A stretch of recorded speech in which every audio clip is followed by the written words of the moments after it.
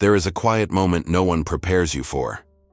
It happens without drama and without warning.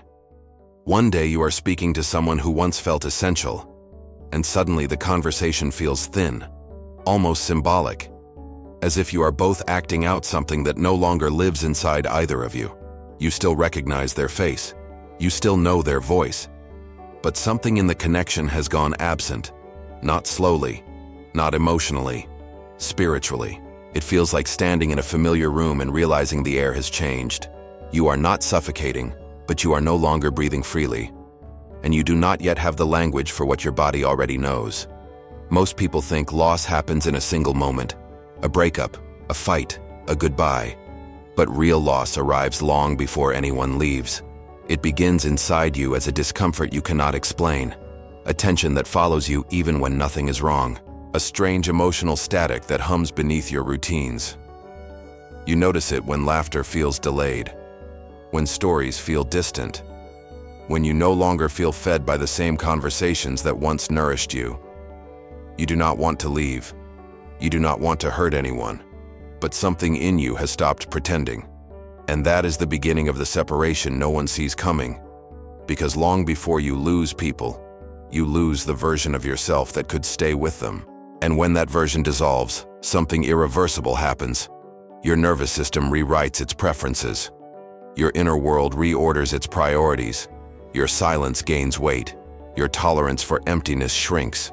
You may not know who you are becoming, but you know who you can no longer be. And some people were only connected to the identity you just outgrew. This is not about becoming distant or superior. This is about becoming real. It is about the moment you stop performing emotional roles in exchange for belonging. The moment you stop explaining your evolution. The moment you stop negotiating your inner truth for the comfort of others. Growth does not announce itself with confidence. It arrives as confusion, as grief without a funeral, as longing without an object, as a quiet severance between who you were and who you are no longer willing to be. And that is why certain people begin to feel foreign. Not because they changed, but because you did. There is a dangerous myth in personal growth that no one warns you about. The idea that transformation feels powerful from the inside. The truth is, it does not. It feels disorienting. It feels like your life is lagging behind your awareness. Like you have upgraded internally, but are still living inside outdated emotional architecture. Your thoughts shift before your habits catch up. Your values awaken before your relationships do. And in that space between who you were and who you are becoming, something fragile emerges. Instability. When your identity upgrades, your entire emotional ecosystem destabilizes. The parts of your life that were built around the older version of you begin to malfunction. Conversations glitch, dynamics misfire, expectations fracture.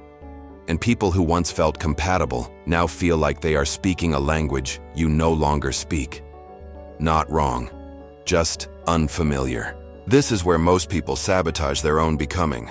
They feel the friction and assume something is broken. They try to go backward. They try to fit their expanded awareness back into a container that no longer fits.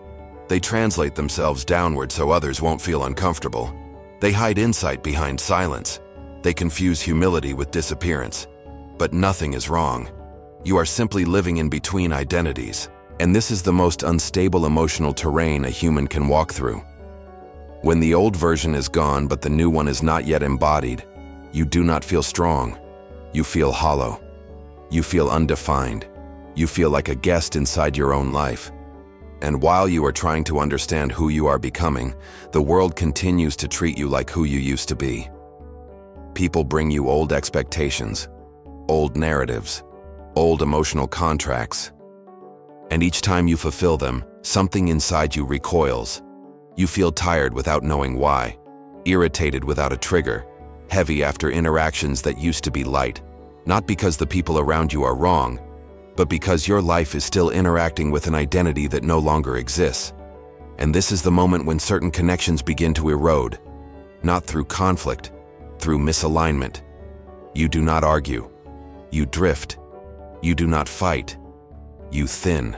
You start choosing solitude not because you want to be alone, but because something inside you finally refuses to be misrepresented. This is where loss begins. Not when people leave, but when your inner world stops recognizing the role you have been playing. Your mind does not bind itself to people. It binds itself to familiarity, to patterns, to emotional predictability. And when those patterns disappear, the grief you feel is not always about who left. It is about the internal structure that collapsed with them. What most people call missing someone is often the nervous system panicking over the absence of emotional certainty. You are not just losing a person. You are losing the rhythm your body learned to depend on. The text at a specific hour, the tone of voice that meant safety, the jokes that softened loneliness, the arguments that created meaning, the presence that helped you remember who you were in that season of your life. And when that structure disappears, the mind interprets it as danger. This is why you can miss people you logically outgrew, why you can ache for conversations you no longer enjoy, why you can long for a life you no longer want to live. The brain confuses attachment with home. It confuses repetition with safety. And when what was familiar vanishes, it labels the emptiness as threat. This is not weakness. This is biology. When something in your emotional environment changes suddenly, your nervous system reacts the same way it would to physical danger. Your sleep shifts, your appetite changes, your thoughts spiral. Not because the person mattered more than your peace, but because your body does not yet know how to exist without the pattern they represented. And here is the part no one tells you. The mind does not cry for authenticity. It cries for continuity. It wants things to stay the same because sameness once meant survival. But survival and fulfillment are not the same thing. Safety and alignment are not the same thing. Just because something feels familiar does not mean it is healthy. Just because you miss something does not mean it should return. Sometimes your body longs for what your soul has already released. And when you understand this, you stop romanticizing regression. You stop idolizing emotional withdrawal as destiny.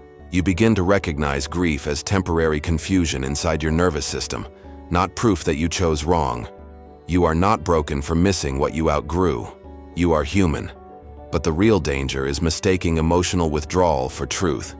And the moment you learn to listen deeper than your habits, something else begins to surface quietly beneath your sadness. Clarity. There comes a moment when you realize that not everyone around you is invested in who you are becoming. Some are only comfortable with who you were. And there is a difference so subtle it takes years to detect, but once you see it, you can never unsee it. Some relationships are not built on mutual expansion, they are built on emotional function, on who plays the listener, who plays the rescuer, who plays the silent supporter, who absorbs the chaos so the other one can feel stable. And when those unspoken roles shift, something inside the connection breaks quietly. People do not panic when you grow. They panic when you stop playing the role that made them feel safe. This is where resentment disguises itself as concern. Distance dresses itself as confusion. Discomfort pretends to be worry. The absence of congratulations appears where celebration once lived. Your success feels strangely lonely. Your clarity feels misunderstood. Your boundaries feel offensive. Not because you changed, but because you no longer behave in a way that soothes someone else's insecurity. There are people who can only love you in portions, in limitations, in emotional bite sizes they can digest. They are not cruel. They are simply unprepared for the version of you that does not need them to survive. Growth exposes this, not through conversations, but through reactions. Through the way silence increases when you shine. Through the way jokes change tone when you speak with certainty. Through the way encouragement disappears the moment you no longer seek it. And this realization hurts for a very specific reason. Because you begin to see that some people were never connected to your essence. They were connected to your accessibility, to your emotional availability, to your predictability. When those disappear, so does their comfort. And here comes the truth. No one wants to say out loud. Some people do not want to lose you. They just want to lose the version of you that stopped serving them. And when that version is gone, you become inconvenient, unrelatable, difficult, changed. But what they are really seeing is that you are no longer small enough to stay where they left you. There is a specific kind of grief no one warns you about. Not the grief of losing someone, the grief of discovering that you are not who you thought you were inside certain relationships. That the version of yourself you inhabited around someone else was constructed quietly, patiently, without your conscious consent. You speak differently with different people. You laugh differently. You soften or harden. You perform familiarity without realizing you are performing at all. And over time, these emotional costumes begin to feel natural, until one day, they don't. You wake up and realize that something in you has been acting, not in a dishonest way, in a surviving way, because every relationship subtly shapes your identity, your humor, your silence, your desires. And when a connection dissolves, you don't just lose a person, you lose the version of yourself that only existed inside that dynamic. This is why separation feels like a personal death, not metaphorically, psychologically.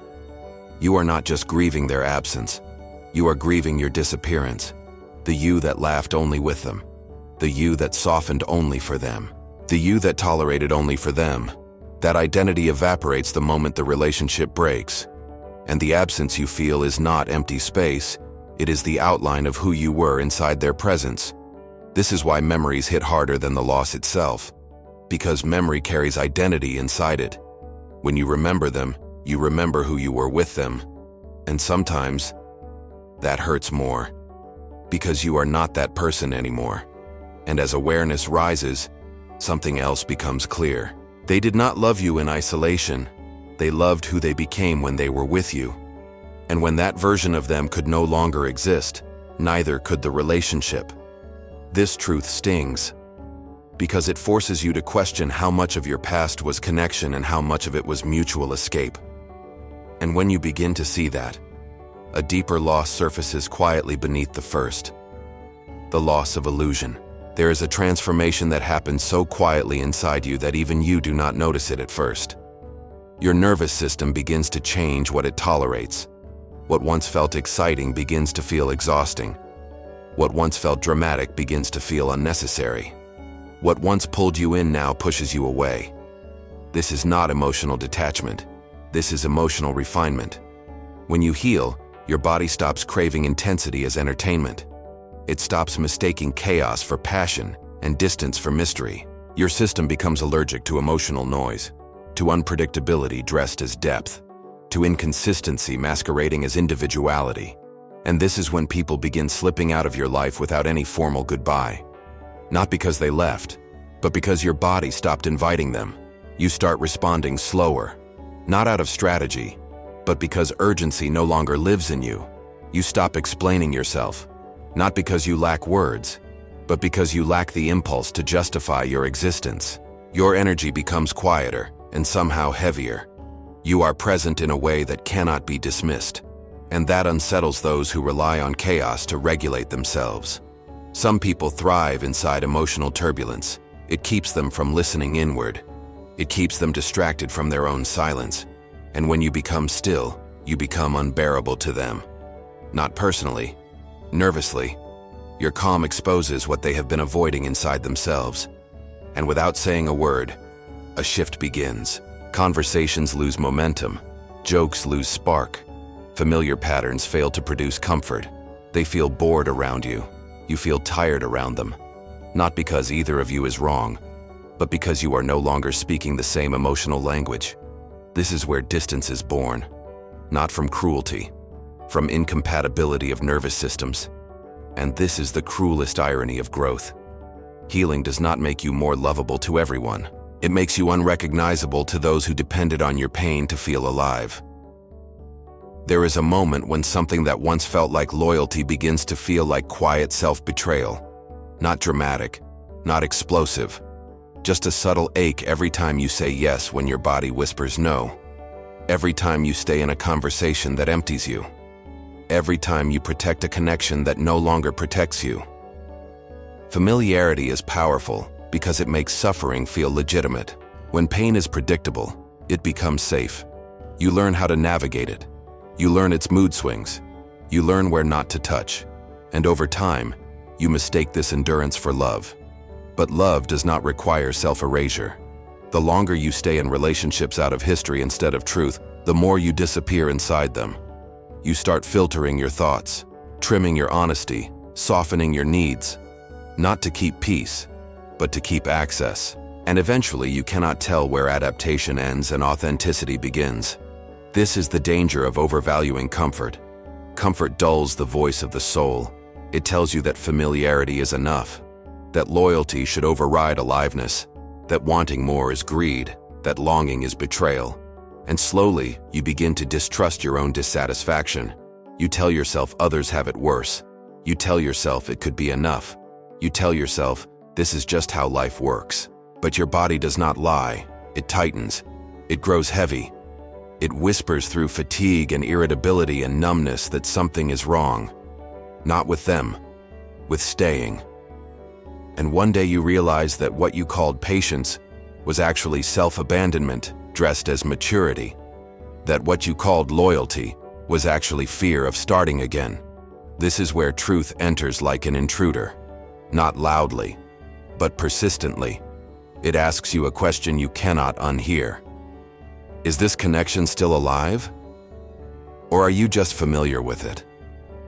There is a quiet relief that comes with believing that certain relationships were destined, that they were written somewhere beyond your control, that they were unavoidable and therefore meaningful. Fate feels comforting because it removes responsibility.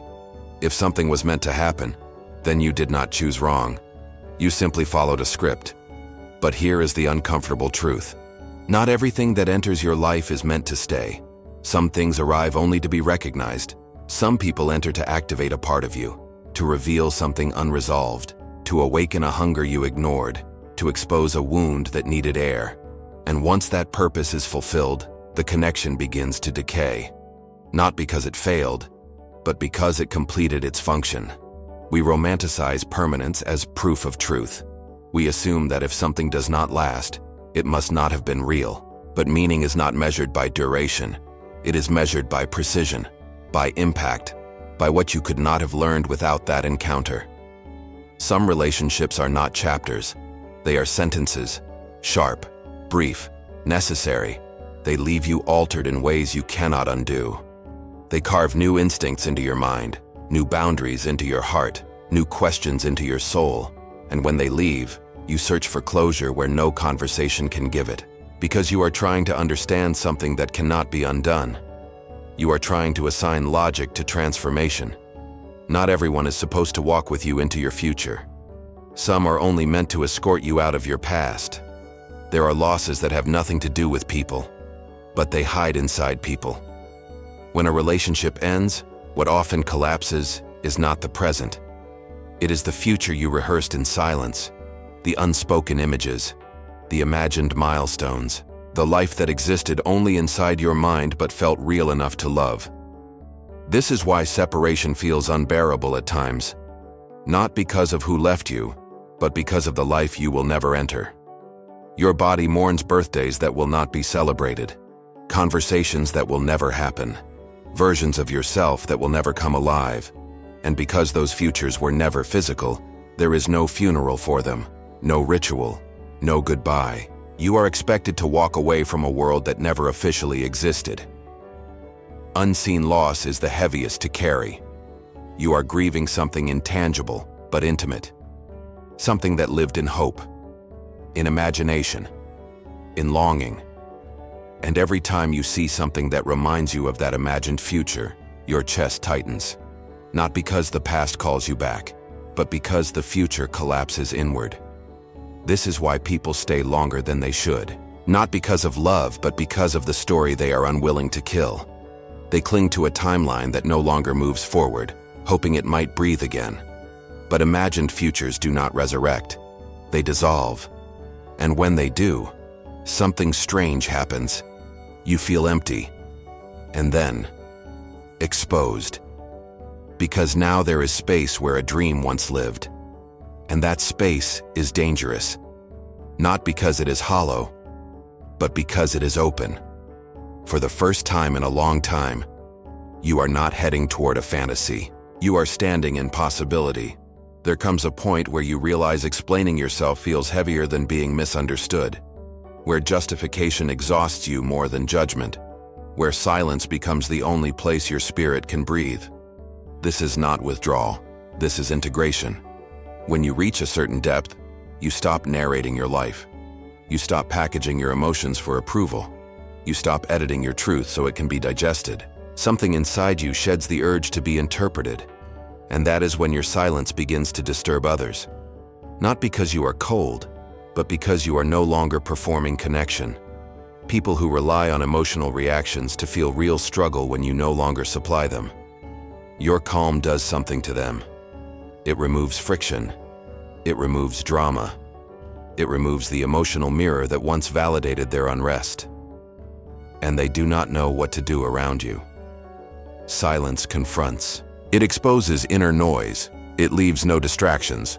When you listen too much, explain too kindly, soften too often, you were predictable, safe, interpretive. But now your presence feels neutral, self-contained, unavailable in a way they cannot name. And that unsettles those who need your emotional output to regulate themselves. They may poke for reaction, manufacture tension, call you distant, cold, different, not because you hurt them, but because you no longer offer emotional shelter for their chaos. And this is the revelation no one prepares you for. Sometimes you are not losing people. You are simply no longer rescuing them from themselves.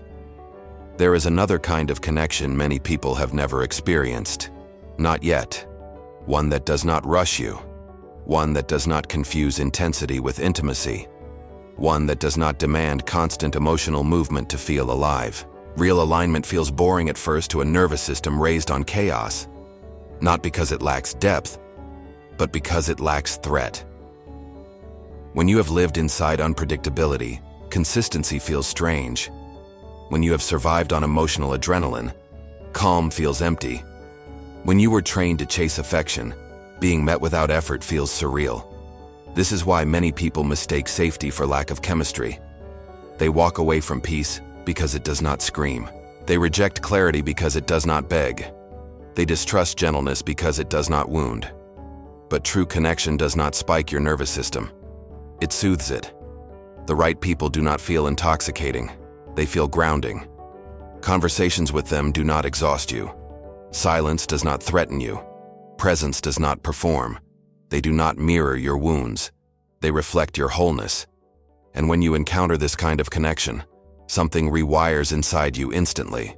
You realize that what you used to call love was actually endurance. That what you called passion was often anxiety. That what you called attraction was sometimes survival instinct searching for what felt familiar, not what felt true.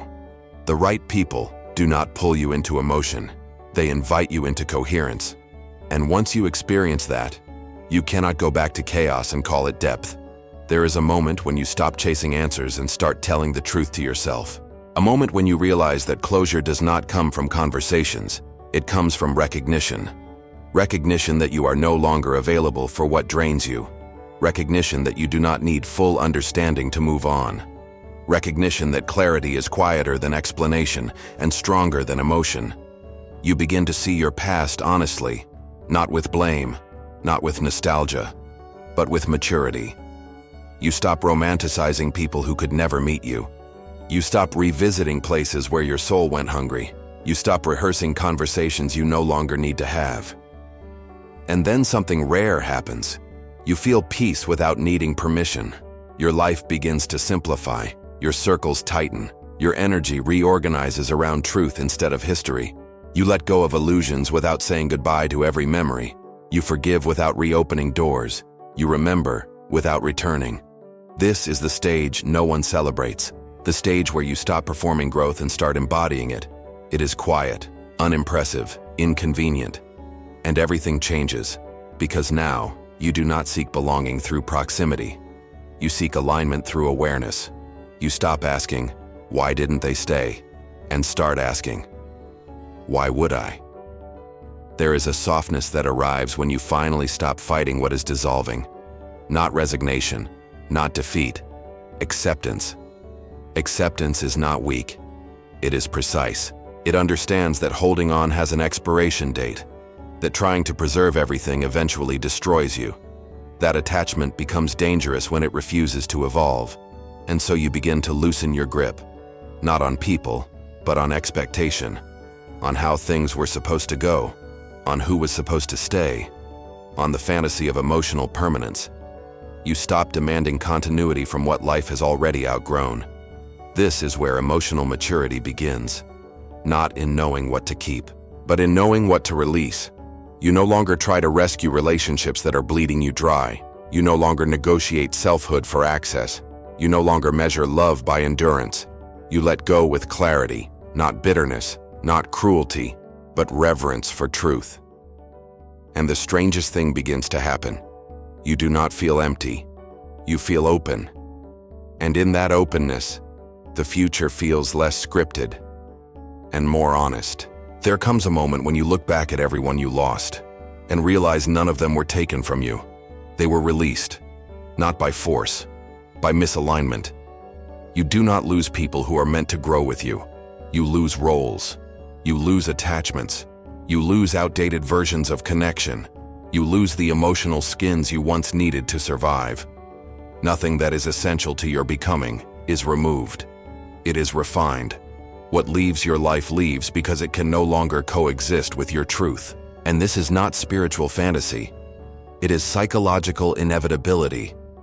When your awareness expands, your tolerance contracts. For manipulation, for emotional hunger, for confusion disguised as connection. And suddenly you realize you were never abandoned. You were liberated from obligation, from expectation, from narratives that required you to shrink to stay. The pain you felt was not separation. It was expansion ripping through identity. Because growth does not arrive gently. It erodes you out of what you were. And what you were could not hold what you are becoming. At some point, something inside you withdraws from the struggle entirely. Not the struggle of growth, the struggle of clinging, of resisting what is already gone, of dragging emotional weight into a future that no longer has room for it. You stop trying to make letting go beautiful. You stop trying to frame it as spiritual achievement. You see it for what it is, a necessity. There is grief here, but it is clean, uncomplicated, silent. It is not full of questions anymore. It no longer wonders what could have been. It accepts what is. You walk through your life lighter, not because you are empty, but because you are no longer carrying ghosts. Energy returns to you slowly. Attention sharpens. Your body relaxes in ways it forgot were possible. And you realize some relationships were exhausting not because they were wrong, but because they were over. You outlived their purpose. You no longer wake up wondering who is leaving. You no longer brace for emotional disappearance. You no longer measure love by distance or silence. What is real remains, and what is finished disappears without needing announcements. When you understand this, the fear of loss dissolves, because you finally see the pattern. Nothing leaves before it teaches you how to stand alone. There is a moment when you stop asking life to give people back and begin asking it to give you forward. This is not the end. This is the return, not to who you were, but to who you were before you learned to abandon yourself for closeness, before you translated your soul into something easier to love, before you confused endurance with devotion. You no longer fear solitude because solitude no longer feels like absence. It feels like ownership. You live without begging for connection, without performing worth, without proving depth. And something miraculous happens. The world begins meeting you where you stand, not where you bend, not where you compromise, but where you are intact. The people who enter your life now arrive gently. They do not rush you. They do not extract from you. They do not demand explanation. They recognize, because they speak the same internal language. There is no chaos to interpret, no history to translate, no wounds to camouflage. Connection becomes quiet, natural, unnegotiated, and you finally understand. You were never meant to keep everyone. You were meant to keep yourself. This is the alignment no one teaches you to expect, but everything prepares you for. Type the changes you want.